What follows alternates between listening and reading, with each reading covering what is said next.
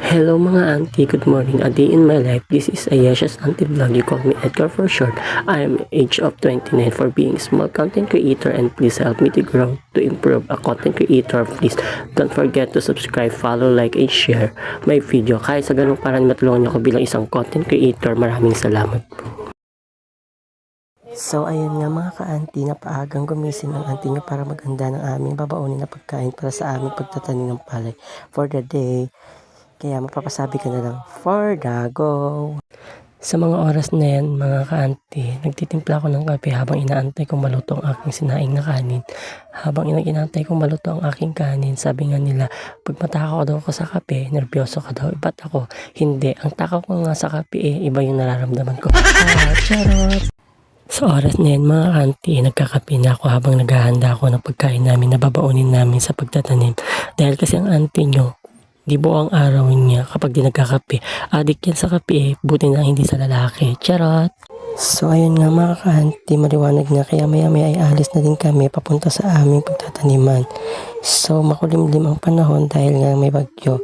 Alam niyo mga ka-auntie, ganito yung panahon magandang magtanim daang palay dahil makulimlim. Ito na nga mga ka-auntie, pabiyahe na kami punta sa aming pagtataniman. Pangit man ang daan, pero okay lang kasi pangit din naman mga kataniman namin. Ay, charot.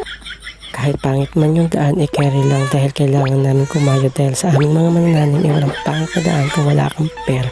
Pangit na kataniman meron madami, char ha, for the go. Nagmamaganda na naman ang auntie niya for today's video. So fast forward tayo mga ka-auntie. Super pangit talaga ang mga daan dito sa aming mga auntie. Kaya tayo mga nagtatanim ng palay ay maging masaya lang dapat tayo kasi kumikita tayo ng pera sa malinis na paraan kahit na minsan ang tingin nila sa atin ang dudumi natin dahil sa mga putik na nakadapos sa ating mga katawan. So kaya ako mga ka-auntie, wala akong pakialam sa iba.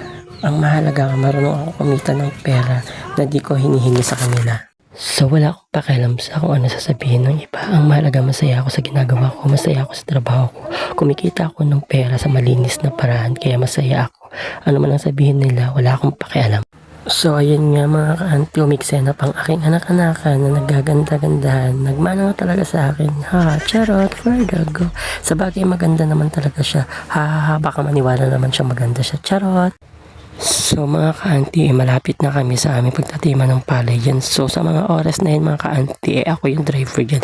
Kaya hindi nyo nakikita yung pagmumukha ko. Ay hindi nyo nakikita yung ganda ko. Charot, for the go.